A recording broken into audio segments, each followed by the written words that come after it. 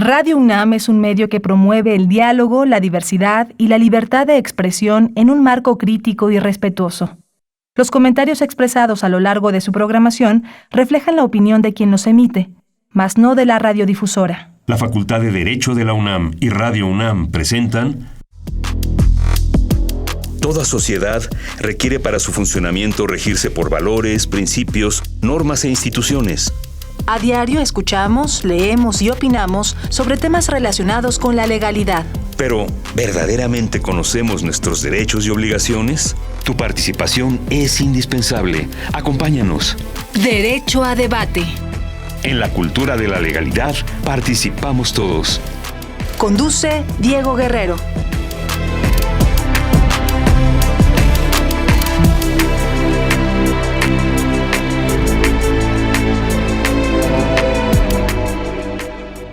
Hola, ¿qué tal? Muy buenas tardes, bienvenidas, bienvenidos a Derecho a Debate. En la cultura de la legalidad participamos todas y todos. Mi nombre es Diego Guerrero y como cada martes les agradecemos que nos sintonicen por el 96.1 FM. Estás en Radio UNAM. El día de hoy me acompaña en la conducción quienes son la esencia de la universidad, sus estudiantes y actual consejera universitaria, Esther García. Bienvenida a nuestra representante de los estudiantes ante el Consejo, ante el máximo órgano colegiado que tiene la Universidad Nacional Autónoma de México y además deportista, que yo creo que la representación que deben tener siempre los alumnos, soy convencido de eso, son aquellos que se desarrollan o que se desenvuelven, estos estudiantes inquietos dentro de nuestra universidad, y Esther es una de ellas. Bienvenida, Esther, a Derecho a Debate. Muchas gracias, maestro Diego. Igual un gustazo estar aquí en Derecho a Debate y pues poder estar festejando el Consejo Universitario y también hablar del deporte. Es uno de los temas que más me apasionan. Vamos a hablar hoy de la combinación que tienes en tu vida, el derecho deportivo. ¿Qué sabes sobre este tema para que nuestro auditorio vaya conociendo más allá? Pues bueno, hablar del derecho deportivo es sin duda conjugar, como ya bien lo dijo, el deporte y el derecho. Básicamente el derecho deportivo es un conjunto de normas que regulan la conducta del hombre en relación con el deporte y su entorno. La facultad también que deriva de las normas jurídicas deportivas, así como la parte de la ciencia del derecho que tiene por objeto de estudio las normas jurídicas vinculadas con el deporte y sus diversas manifestaciones, así como los sujetos que se encuentran en relación a todas las normas que vinculen a el derecho con el deporte. Los invitamos a que nos sigan en las redes sociales, Facebook, Instagram y Twitter como Derecho a Debate. Esther, ¿quiénes son nuestros invitados? El día de hoy nos acompaña el licenciado Farid Barker Climent. Él es profesor de la Facultad de Derecho de la UNAM y coordinador académico del Seminario Internacional de Fútbol, Derecho y Sociedad en la Facultad de Derecho de la UNAM. Asimismo, nos acompaña el maestro Ricardo Galicia Cárdenas. Él es el actual presidente de la Asociación de Abogados del Deporte, ASAD MX.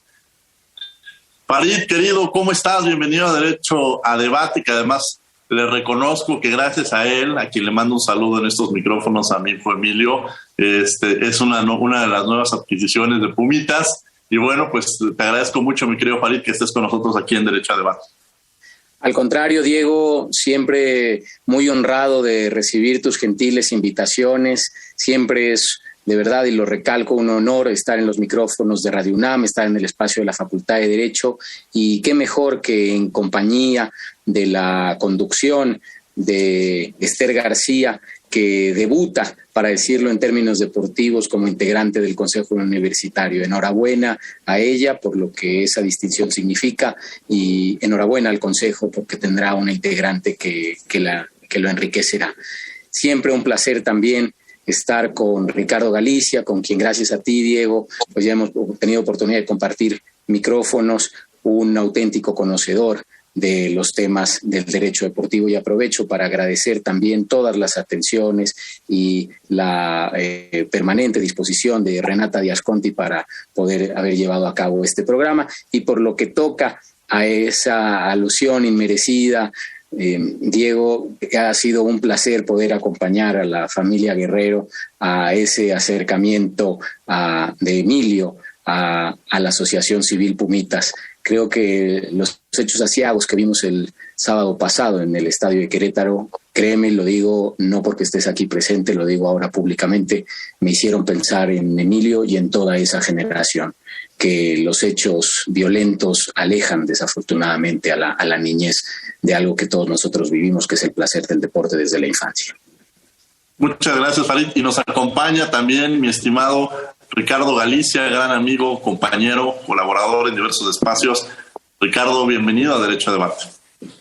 Diego, ¿cómo estás? Qué gustazo, como siempre, saludarte y, por supuesto, compartir micrófonos con gente tan profesional y tan apasionada de esto que es el deporte, ¿no? Que nos encanta. Farid, Esther, he tenido el gusto de compartir alguna vez foros y micrófonos con ustedes, y creo que si hay un común denominador entre los cuatro este día es pues este amor por el derecho y el deporte, ¿no? Siempre he dicho que es una alegría, una bendición poder dedicarte a tu profesión y además pues trabajar o vivir de tu pasión, como lo es el deporte. Entonces, un gustazo estar el día de hoy con todos ustedes y va a ser un gran programa, estoy seguro.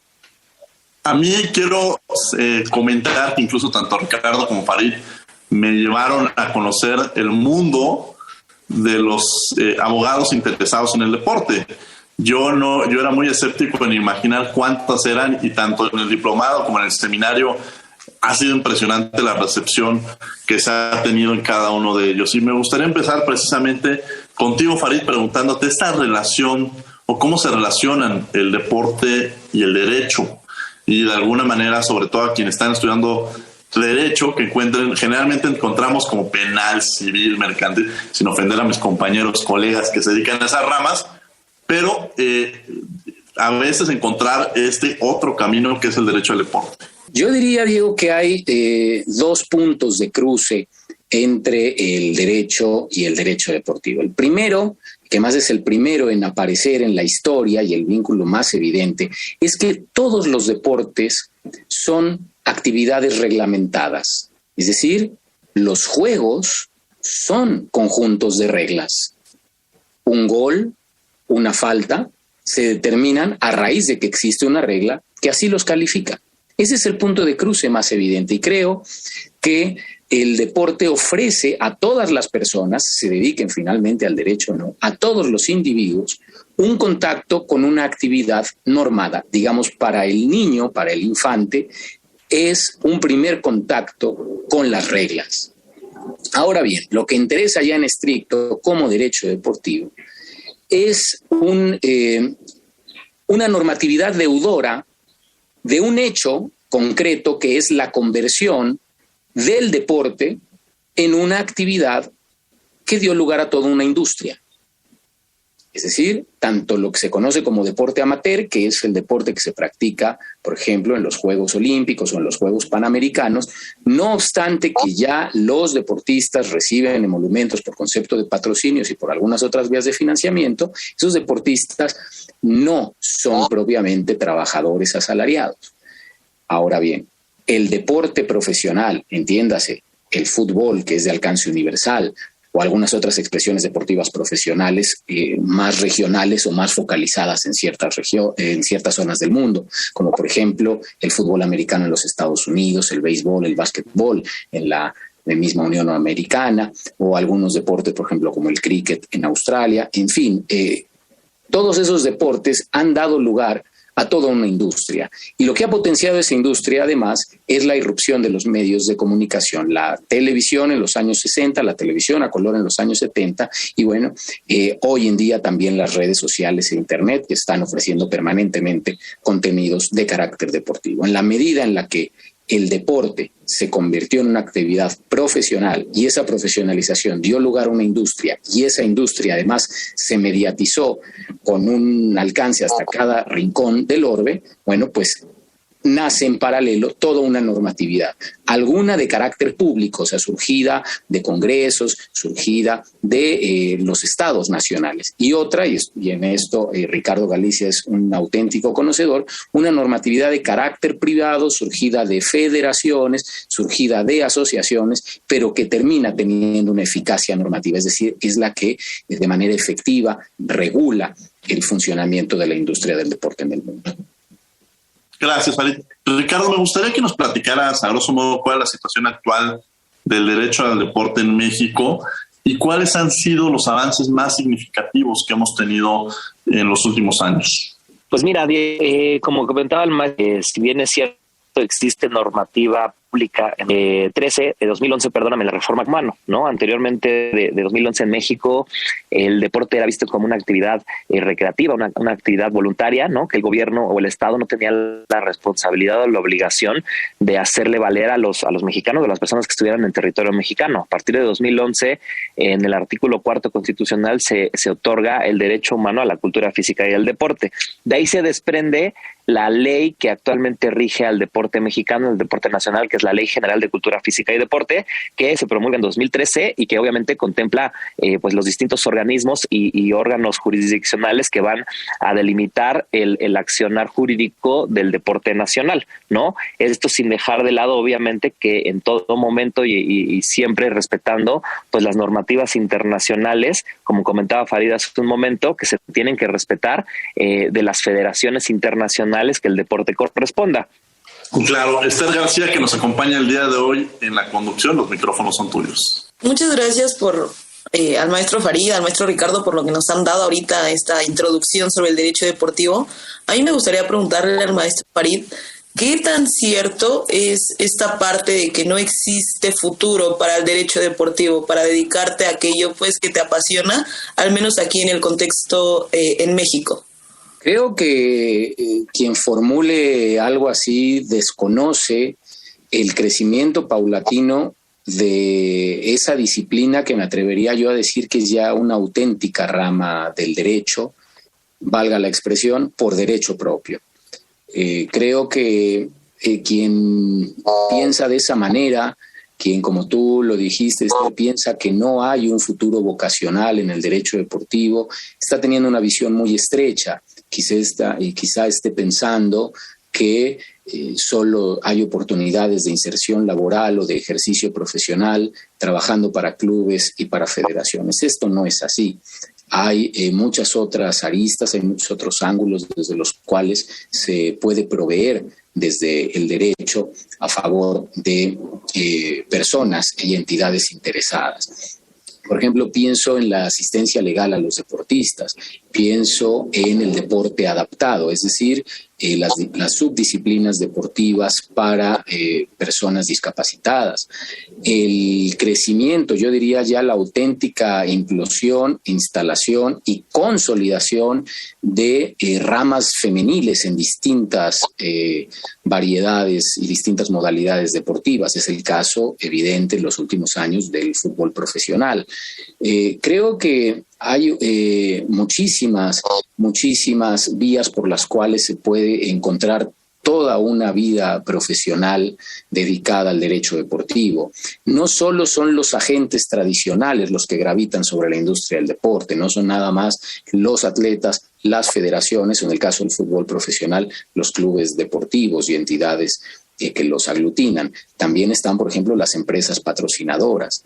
Están, por ejemplo, los propios estados nacionales que deben, por ejemplo, a la luz de lo que bien mencionó Ricardo Galicia, en la medida en la que el poder público se ocupa del deporte, debe haber un acercamiento de las dependencias estatales hacia el fenómeno regulatorio, tanto por lo que tiene que ver en la elaboración de normas como en la ejecución de las mismas y en su aplicación para lo que mencionó el maestro Galicia, que es el derecho al deporte como un derecho fundamental. Creo que ahí hay, por nada más dar un botón de muestra, un ámbito muy rico. Hace falta no solo una consagración constitucional del derecho al deporte, como la tenemos desde hace poco más de una década, sino todo un desarrollo normativo y de políticas públicas y de acciones concretas orientadas a hacerlo realidad. Gracias, maestro Diego, maestro Farid, por este amplio abanico de oportunidades que encontramos dentro del mundo del derecho deportivo. Ahora me gustaría preguntarle al maestro Ricardo si desde un ángulo crudo o realista, más que nada, nos pudiera dar cuáles serían las ventajas y desventajas de dedicarse al derecho deportivo, estos dos ángulos. Es una pregunta que me hacen mucho los jóvenes o los universitarios que pues ven un poquito la trayectoria que por lo menos en lo personal me ha tocado recorrer, ¿no? Yo en lo particular, un ejemplo real, pues llevo 8 años ininterrumpidos dedicándome literal al derecho y al deporte, ¿no? Cuando yo empecé esta aventura hace 8 años, pues lo que tú me estás diciendo me lo decían, ¿no? Me lo decían en casa, me lo decían los compañeros, los amigos, los maestros, mis mismos colegas me decían, oye, pues eso de qué vas a vivir, ¿no? ¿Cómo se come el derecho deportivo? Hoy en día yo con estos 8 años ya que te digo que llevo trabajando ininterrumpidamente en este tema, pues me atrevo a decirles a todos los jóvenes que nos están escuchando que por supuesto que hay áreas de oportunidad. El maestro Farid ya lo comentaba, no solamente son clubes deportivos o futbolistas, la gente piensa que el derecho deportivo es puro fútbol y tampoco es así, ¿no? Hay asesoría a patrocinadores, hay asesoría a deportistas, intermediarios, entrenadores, en fin, ligas, clubes, federaciones, en fin, hay una amplia gama de oportunidades para poder dedicarse en este tema, ¿no? Y ¿cuáles me dices, si tú me preguntas, cuál es un punto en contra? Uno de los puntos en contra que yo siempre he señalado y que yo creo que tarde o temprano tendremos que modificar es, pues a veces las pocas oportunidades de capacitación en esta materia, ¿no? Vemos hoy en día en México no existe ninguna universidad que tenga de tronco común la materia de derecho deportivo. No existe en México que dentro de la materia de derecho como licenciatura den una materia de derecho deportivo. Tenemos que estar haciendo esfuerzos aislados, creando diplomados o cursos de especialización, pero no de tronco común que los abogados desde sus inicios y sus raíces conozcan esta materia, ¿no? Cuando en España, en Europa, en Italia, pues hay maestrías y doctorados en este tema, ¿no? En Latinoamérica, no solamente en México, existe un rezago importante respecto a lo que se trabaja en Europa y creo que es hacia donde tenemos que ir apuntando, ¿no? La profesionalización de la materia, que la gente y los alumnos lo conozcan y después de ahí pues empezar a generar ese ejército de abogados deportivos que tanto necesita nuestro país, ¿no? Bueno, como me dijiste también la pregunta, Esther, ustedes deben saber que Esther se dedica a la lucha y eso es regularmente un 1 contra 1, pero aquí ya nos puso a los dos, a Ricardo y a mí, así que hago mía también la pregunta, Esther. A ver, creo que esto nos tenemos que preguntar también como comunidad de la Facultad de Derecho. Cuando tú preguntas sobre ventajas o desventajas del ejercicio profesional en la rama del derecho deportivo, creo que el estudiantado debe ampliar su horizonte de visión y no encasillarse en los derroteros de ejercicio profesional tradicionales, léase derecho civil, derecho penal, quizá derecho administrativo. En las últimas décadas hemos visto la irrupción, por ejemplo, del derecho energético, del derecho de las telecomunicaciones, por no hablar del derecho ambiental, por no hablar también, por ejemplo, de subramas novedosas, los concursos mercantiles, etcétera. El derecho electoral, por ejemplo, a raíz del periplo democratizador que ha descrito el país. Creo que para incursionar en ramas que se piensan por momentos jóvenes o incipientes, lo que hay que tener es más que un sentido del riesgo, como por ejemplo ya nos dijo Ricardo Galicia que lo tuvo hace 8 años. Creo que lo que hay que tener es una ansia de explorar y pensar que esas ramas, como las que acabo de aludir, que paulatinamente se han ido desarrollando y se han ido instalando, pues lo que tuvo que haber fueron algunos valientes que al inicio se atrevieron a dar los primeros pasos. Yo diría que ya el derecho deportivo no está en una fase germinal, está en una fase de franco crecimiento y de franco desarrollo. Y creo que este año, 2022, va a ser una buena prueba de ello. A finales de este año habrá una Copa del Mundo y no quiero caer en lo que ya bien implícitamente criticó el maestro Galicia, que es pensar que el deporte se agota en el fútbol, pero sin duda es el deporte de mayor alcance en el mundo, el que concita mayor atención mediática global. Y ahí vamos a ver cómo en un evento de esta magnitud, como es una Copa del Mundo, van a converger un sinfín de relaciones jurídicas, desde las de tipo comercial, las que pasan por cuestiones de seguridad nacional, las que pasan, entre otras cosas, por la situación laboral de los futbolistas que van a participar en ese certamen, los derechos humanos. Hay incluso serios señalamientos hacia Qatar como un país que tiene un déficit en el cumplimiento de derechos humanos. Creo que la realización de la Copa del Mundo, para no hablar más en este programa, le puede ofrecer a las y los jóvenes que nos están escuchando un pulso muy claro de las dimensiones y de las implicaciones que gravitan sobre el deporte y de la necesidad de conocer su regulación y eventualmente de dedicar la vida a ello. ¿Por qué no? Interesante esta respuesta, además complementaria, sobre conocer y reconocer estas diferencias. Recuerda, estamos en Derecho a Debate, en Radio UNAM 96.1 FM. Farid, me gustaría también hacerte una pregunta sobre el tema de las autoridades competentes en la materia, quiénes fungen y sobre todo, qué sucede cuando se suscita un conflicto entre deportistas, porque a mí en alguna ocasión me lo platicaron y me estaban enseñando otra rama del derecho, otros mecanismos, otros métodos incluso de poder resolver los conflictos que en un momento determinado se llevan a cabo. Farid Barquet. Muchas gracias, Diego. En el caso de México, el entramado de autoridades públicas es ciertamente extraño y además se aparta de los usos de otros países. En México, para decirlo primero en términos generales, no ha habido un involucramiento directo del poder público en el deporte. México es un país que, a diferencia de otros, no tiene una Secretaría de Estado abocada al deporte. En otros países existen los ministerios del deporte o las secretarías del deporte. En México no es así. La Comisión Nacional del Deporte está sectorizada dentro de la Secretaría de Educación Pública.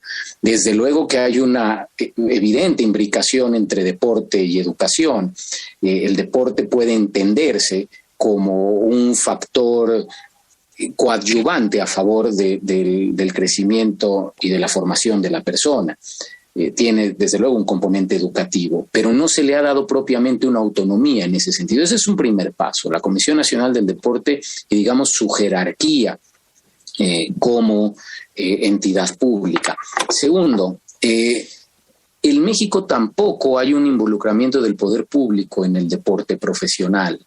Y en casi la inmensa mayoría de las disciplinas deportivas lo que ha hecho el Estado es delegar en federaciones, en asociaciones, tanto la organización como la reglamentación y en general todo lo que supone llevar la marcha de esas disciplinas. Lo ha ilustrado muy bien el maestro Galicia.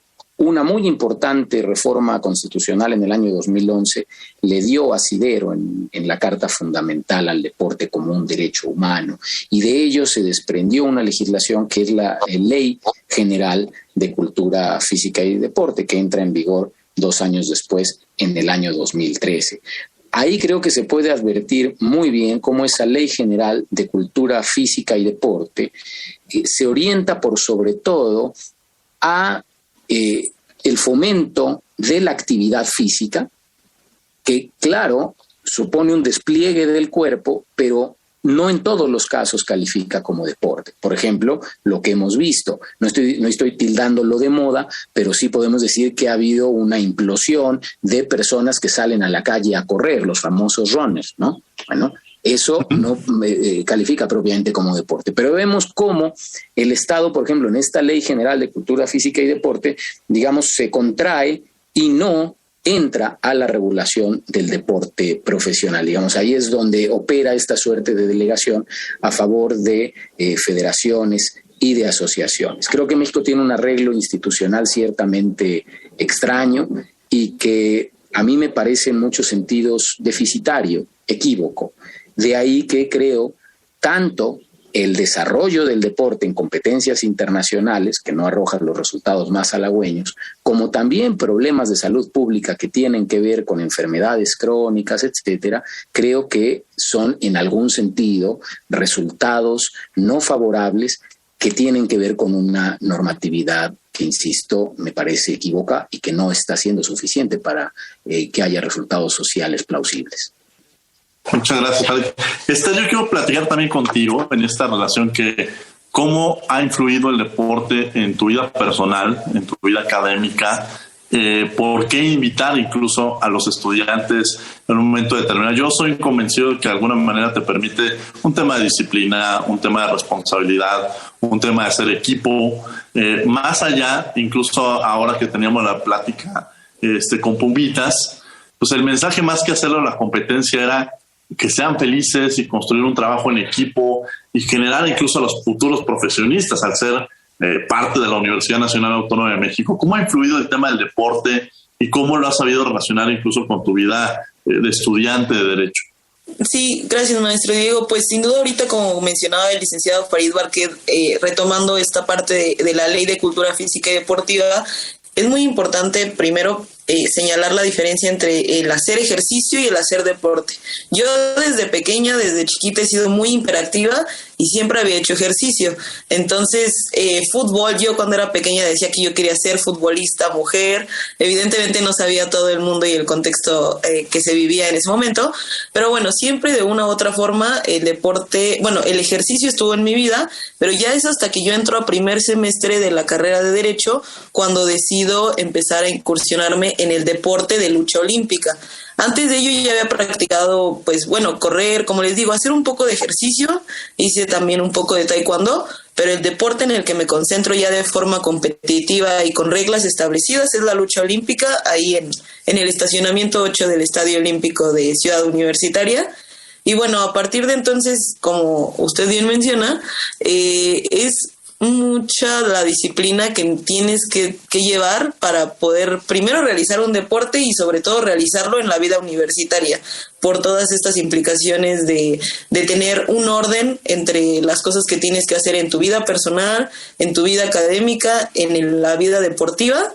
Y pues sin duda, yo así siempre lo digo, el deporte cambió mi vida porque me dio otra perspectiva, me dio otros ojos y sobre todo me dio la oportunidad de viajar, de conocer más a México, de tener experiencias, híjole, o sea, experiencias que aunque las cuentes, no podrían transportarse hasta que las vivas. Esa emoción de poder representar a tu universidad en otros estados fue algo maravilloso, te da obviamente una identidad con tu comunidad y más aún poder ganar medallas, como yo siempre lo he dicho, yo soy la que anduve ahí agarrándome del chongo en el colchón olímpico, pero pues finalmente son medallas que nos representan a todas y a todos. En el medallero aparece la UNAM, no aparece Esther, no aparece las horas de entrenamiento. Y eso es lo que a mí más me llena y lo que sin duda hace que pueda regresarle un poquito a mi universidad, desde el deporte o ahora desde el consejo. Es hermoso practicar un deporte y pues bueno, cambió mi vida. También quiero aprovechar para hacerte otra pregunta relacionada con, estamos una semana del 8 de marzo, entonces si también en el deporte se vive violencia de género y si también hay ciertos estereotipos, porque tú dices, bueno, yo quería jugar fútbol, entonces de pronto ha existido una serie de estereotipos de estas actividades son para los hombres, estas actividades son para las mujeres, se ha ido rompiendo con estos modelos, hay que decirlo, pero aún siguen existiendo estas violencias por razón de género sobre las mujeres, ¿no? Sí, sin duda, como pudimos observarlo la semana pasada, esta visibilización de las violencias que existen hacia las mujeres, sin duda el campo deportivo no es la excepción, porque dentro del deporte también se observan que hay muchos estereotipos de género hacia las mujeres y que existe todavía discriminación, inclusive para dedicarte al deporte que a ti más plenamente te haga sentir. Y esto no debería de ser así porque, como ya lo decíamos al inicio el maestro Galicia, el deporte, es un derecho humano que viene establecido en el artículo 4 constitucional. Y a partir de ello, no pueden discriminarte cuando tú quieras realizarlo por mero gusto. Y bueno, pues sin duda encontramos que al ser mujer todavía se sigue estereotipando a qué quieres dedicarte. Ser mujer, ¿sabes qué? Levantas la mano para decir yo quiero ser futbolista, quiero ser boxeadora o quiero levantar pesas. Híjole, pues no, o natación, por ejemplo, ¿no? No hagas natación porque se te va a hacer tu espalda ancha y eso no es muy femenino. Y entonces esto no debería de ser así, porque en lugar de tener estos estereotipos deberíamos de decir, órale, se te va a hacer tu espalda ancha y eso va a hacer que tengas una mayor fuerza al moverte en la alberca. O órale, haces lucha olímpica, pues se te van a marcar tus brazos y pues vas a estar más fuerte a la hora de competir. Yo creo que eso es lo que se debería de ver y cambiarse el discurso pues sí debería decirlo machista, en donde se estereotipa a la mujer para que cumpla ciertos estereotipos de género. Y ojo que cuando digo machista no me refiero exactamente a los hombres, porque pues muchas mujeres también seguimos replicando estas conductas, que lo único que hacen es eso, es crear estereotipos de belleza y de género que evidentemente chocan cuando una mujer decide dedicarse plenamente a un deporte, y esto no debería de ser así. Inclusive a las mujeres pues pasa mucho, pero también a los hombres, y esto lo observamos también con el caso, por ejemplo, del medallista mundial Donovan Carrillo en gimnasia, también muy criticado por ser hombre y dedicarse a la gimnasia y hacer pasos un poco afeminados. Esto no debería de ser así. Hombres y mujeres deberíamos sentirnos plenas y plenos al dedicar un deporte, y finalmente pues que este deporte nos complemente nuestro proyecto de vida y nos haga sentir pues mejores como personas. Gracias, Esther. Y yo quiero recalcar también que el deporte, yo he trabajado en los temas de cultura, de los derechos culturales, y siempre he dicho que la cultura es un medio para solucionar muchos de los grandes problemas. Quizá si estamos frente a un espacio en el cual tenemos dos opciones: invitar a los jóvenes, darles un instrumento y formarlos quizá en la filarmónica, como lo ha hecho Venezuela o Nueva York en cada uno de esos casos. Y son mecanismos que permiten resolver otro tipo de problemas como la inseguridad. El ser humano aspira a ser parte de algo, a formar parte de un grupo, de un equipo. Entonces quizá podríamos tener esta opción frente a la delincuencia, a la drogadicción. Entonces estas herramientas yo también las traslado al deporte. El deporte es este mecanismo que nos permite encontrar otras aristas, otros espacios donde los jóvenes se puedan desarrollar y formar parte de algo, ¿no? Hace un momento, Farid, al inicio del programa platicaba de estos sucesos de violencia que se han vivido y que te llevan mucho a la reflexión. Me gustaría que nos platicaras cuál es de qué manera se debía suprimir estos flagelos de violencia en términos de recuperar la seguridad, la confianza a quienes de alguna manera, yo lo decía, si esto hubiera pasado una semana antes del partido, más bien una semana antes del partido de Pumas América, quizá yo no hubiera llevado a mi hijo a la siguiente semana al estadio. Durante mucho tiempo va a haber muchas personas que nos va a dar temor ir al estadio por lo que vivimos. Me gustaría que justo nos platicaras de esto, qué es lo que sucedió en términos generales, qué es lo que se debió haber atendido, y sobre todo, pues si realmente las sanciones que se establecieron fueron las más adecuadas o se vieron muy cortas, que algunas lo han mencionado así, ¿no?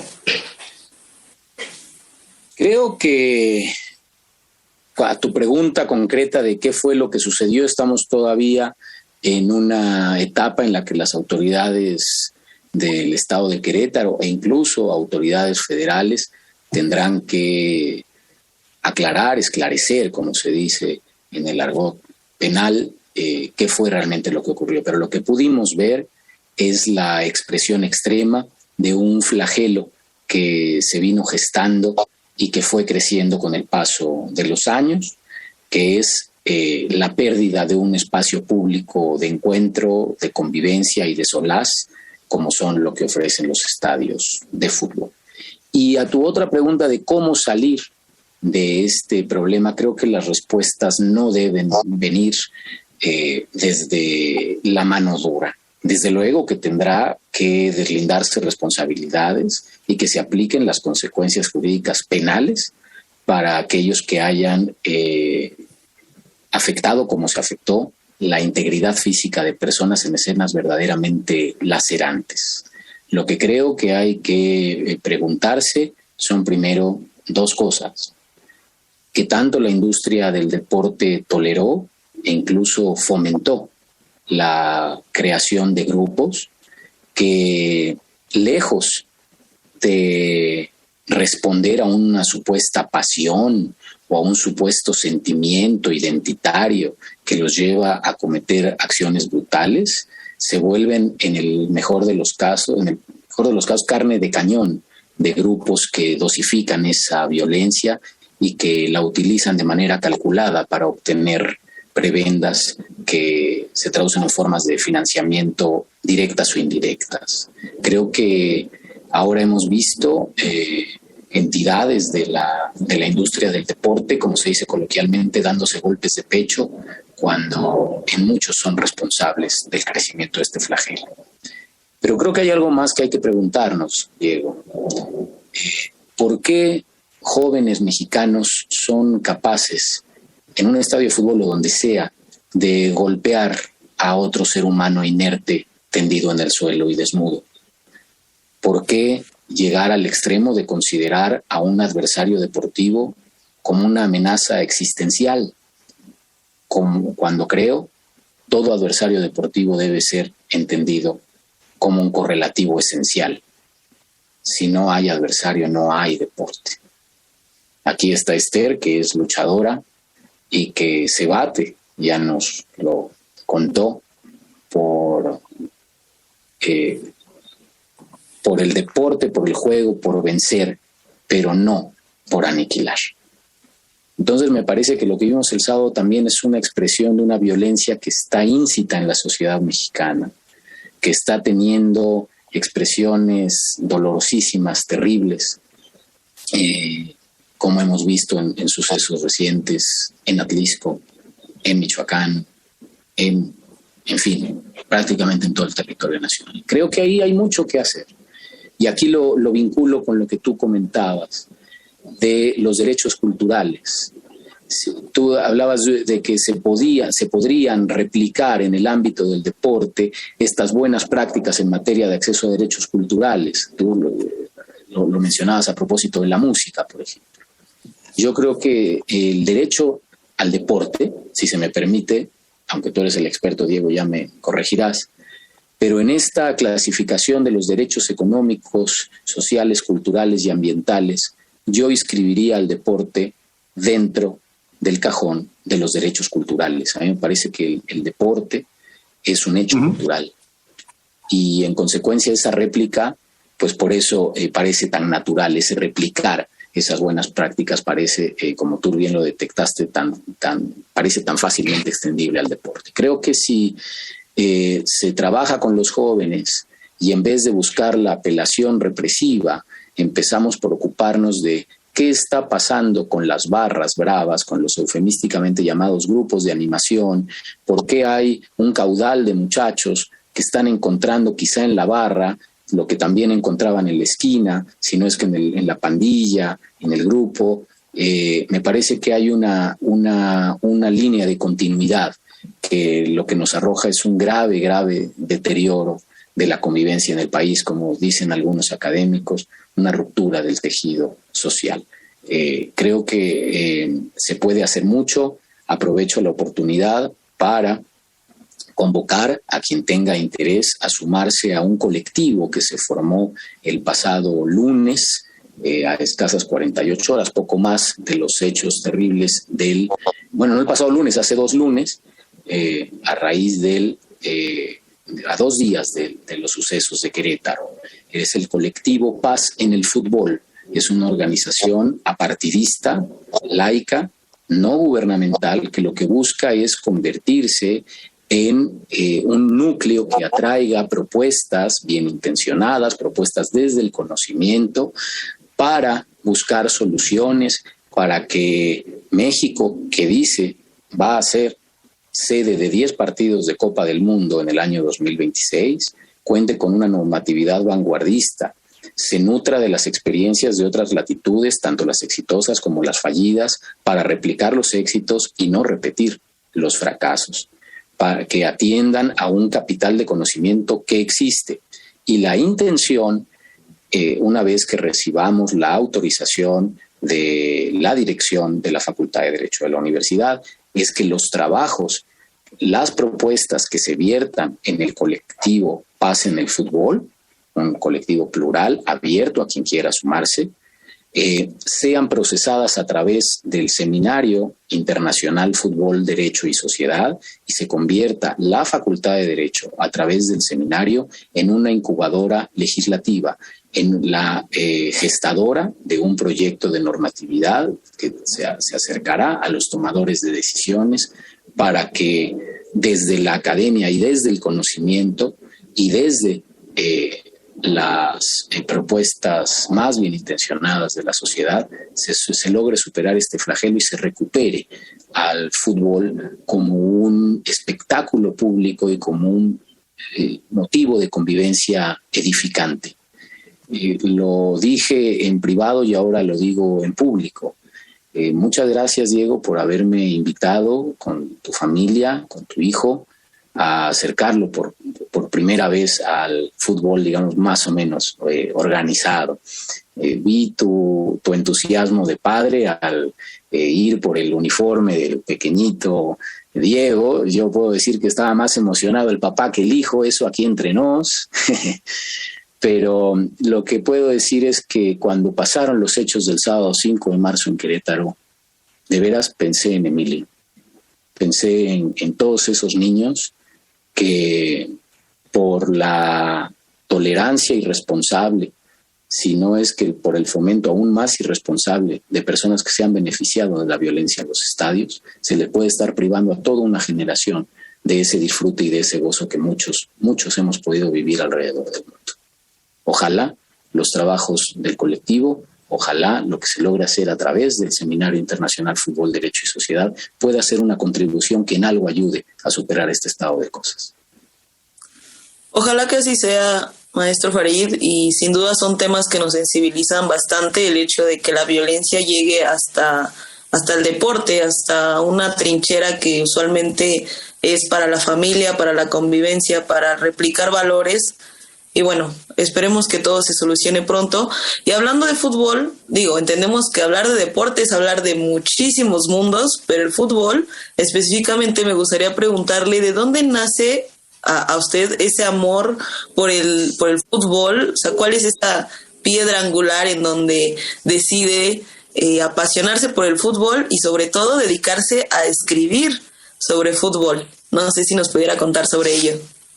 Claro, por supuesto, muchas gracias. A ver, debo decir, yo nací en el año de 1980, de tal suerte que cuando México organiza la Copa del Mundo en 1986 yo estaba entrando a la escuela primaria.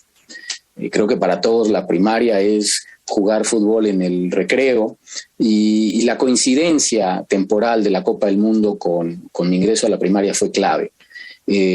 Aquí sin querer hacer comercial ni mucho menos de la Asociación Civil Pumitas, que es el fútbol infantil de la Universidad Nacional.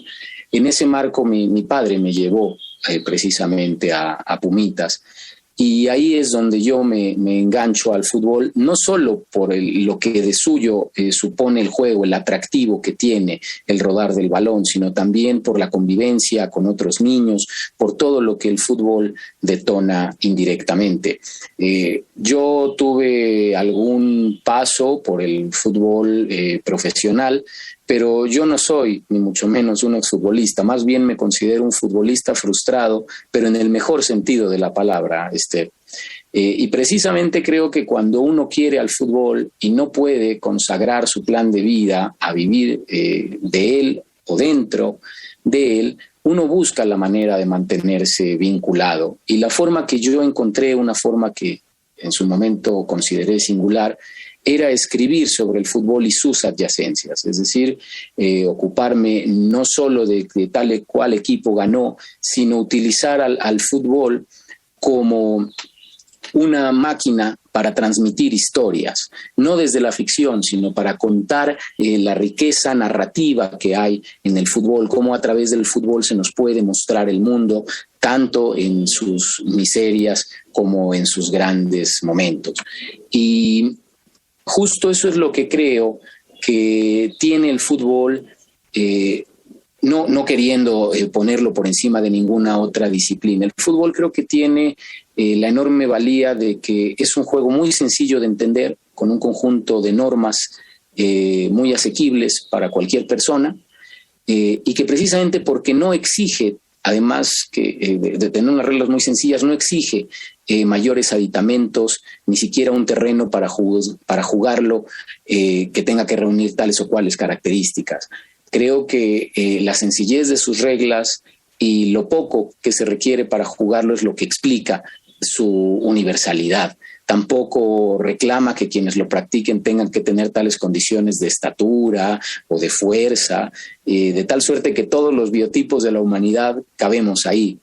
Y creo que ese es el factor que explica que se practique el fútbol como ninguna otra disciplina en casi cualquier lugar del mundo. Y creo que precisamente eso es lo que lo dota de la condición de hecho cultural, y por eso la necesidad de preservarlo y que al menos la dimensión de espectáculo público, su dimensión profesional, no sea monopolizada y en este caso, digamos, expropiada por personas que se valen del juego, pero que finalmente lo dañan y dañan a su comunidad practicante y a las futuras generaciones que se pueden aficionar a él.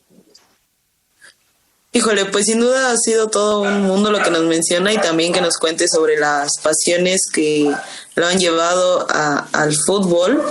Y pues ya como para ir ya en estos últimos minutos del programa, quisiera preguntarle ¿cuál sería el mensaje que le daría a aquellas, especialmente jóvenes? Digo, el deporte no tiene edad, así como tampoco tiene género, pero sí a los más jóvenes o quienes apenas están empezando a adentrarse tanto al deporte como al mundo del derecho deportivo. ¿Qué mensaje les daría? Yo les diría que todo lo que tiene que ver con deporte tiene que ver con entusiasmo. No veo cómo se pueda mover un solo músculo, y en esto creo que no me dejará mentir Esther como deportista que es, si no hay un carburante de entusiasmo. En el deporte nada es posible. Y creo que eso también se puede extender al derecho. Lo primero que les diría es no desestimen esos prejuicios de que es una rama joven, de que no hay campo laboral. Creo que sin desestimarlos, ocúpense de averiguar por ustedes mismos si es real ese prejuicio, si goza de bases o si en cambio se trata de eso, de un mero prejuicio. Creo que lo que pueden hacer es acercarse, por ejemplo, a la Facultad de Derecho, que ofrece como actividad extracurricular un diplomado en Derecho Deportivo como tal, a través de la jefatura correspondiente de nuestra facultad. Y también existen algunas otras actividades de carácter extracurricular, como un seminario que está próximo, si lo tienen a bien las autoridades de la facultad, a tener su segunda edición. En cuanto al deporte, a ver, yo les diría algo, sobre todo a nuestros escuchas, que son fundamentalmente pues, de nuestro país, de nuestro México. En México existe, sí, una disposición constitucional que dice que hay un derecho al deporte, pero lamentablemente el derecho al deporte supone costos.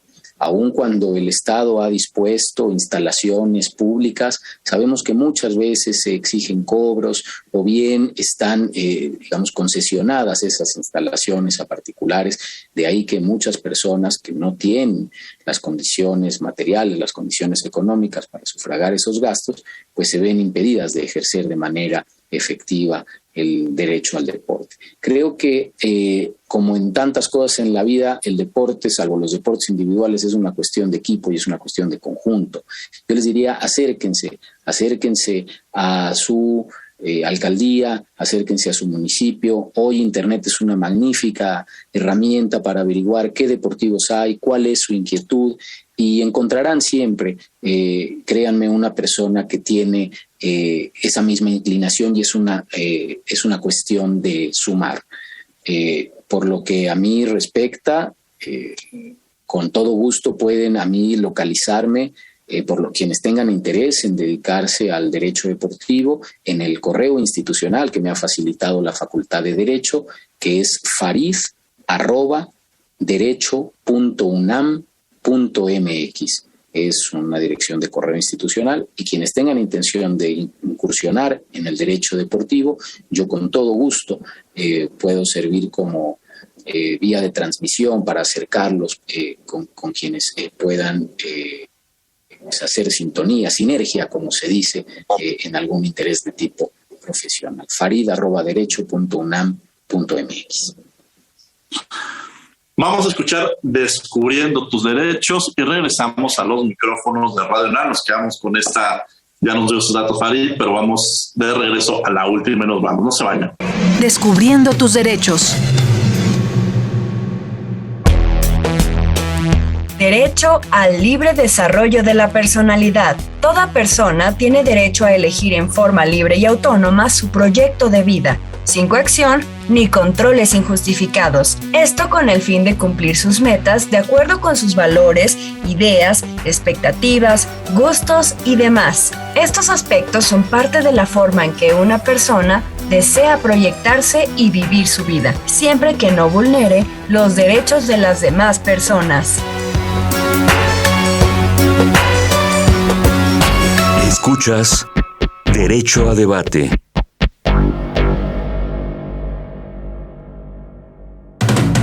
La última y nos vamos.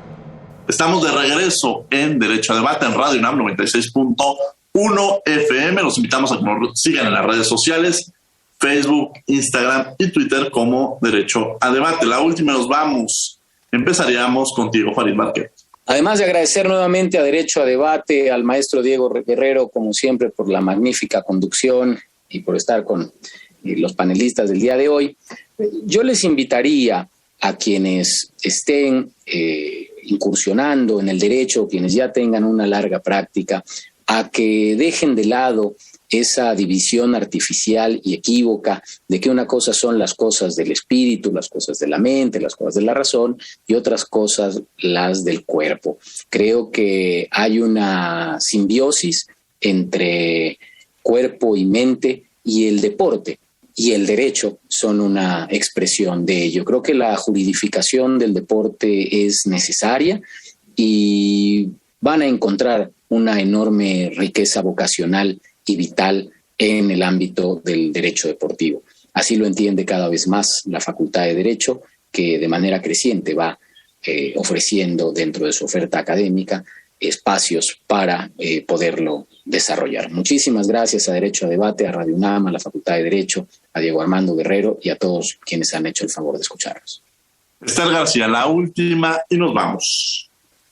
Bueno, pues sin duda el día de hoy estuvimos platicando sobre el derecho deportivo y es muy importante reconocer que más allá de todas las ramas usuales que existen en la carrera de derecho, pues existe esta otra oportunidad de derecho deportivo en donde como a personas como yo nos apasiona el derecho y el deporte, pues aquí podrían encontrar una excelente mezcla e independientemente al mundo laboral que pudiese existir en esta materia, yo quiero decirles a todas y a todos que se acerquen a practicar un deporte, ya sea en Ciudad Universitaria, en la UNAM, o en cualquier otra instalación donde deseen practicar deporte o ejercicio.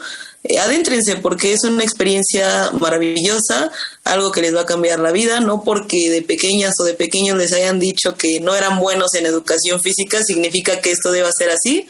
Yo creo que puedes, ya sea en un equipo en conjunto o de forma individual, practicar algún deporte, adentrarte a sudar, a disfrutar, a ser amigos y amigas, a conectar tu mente, tu cuerpo y tu espíritu en el momento preciso del aquí y ahora, cuando estás compitiendo o cuando estás corriendo, cuando andas en bici, etcétera. Hay muchísimos deportes y acérquense, atrévanse a practicar algo nuevo y van a ver cómo les va a cambiar la vida. Muchas gracias Radio UNAM, Facultad de Derecho y maestro Diego por la invitación y pues por andar aquí compartiendo espacio con el maestro Farid. Muchas gracias, mi estimado Farid, por haber estado con nosotros. Gracias, Esther García, también por haber estado con nosotros el día de hoy. Los invitamos también los miércoles, estamos en el canal 22, el canal cultural de México, en Cultura del Derecho, para que nos sigan a las 7:30 de la mañana, a las 5 de la tarde y en los diversos horarios en los que se retransmite este programa. Desde luego agradecemos a la Facultad de Derecho y a Radio UNAM. Coordinación, Renata Díaz Conti, redacción y voz de las notas, Ana Salazar, asistencia, Maricara Granados, Elías Hurtado, Edgar Cabrera y Alexis Martínez, controles y difusión, Sebastián Cruz, controles técnicos y producción, Paco Ángeles. No olviden que nos escuchamos de ley todos los martes. Esto fue Derecho a Debate. Por hoy concluye la discusión, pero no se pierdan el próximo tema en Derecho a Debate. En la cultura de la legalidad participamos todos.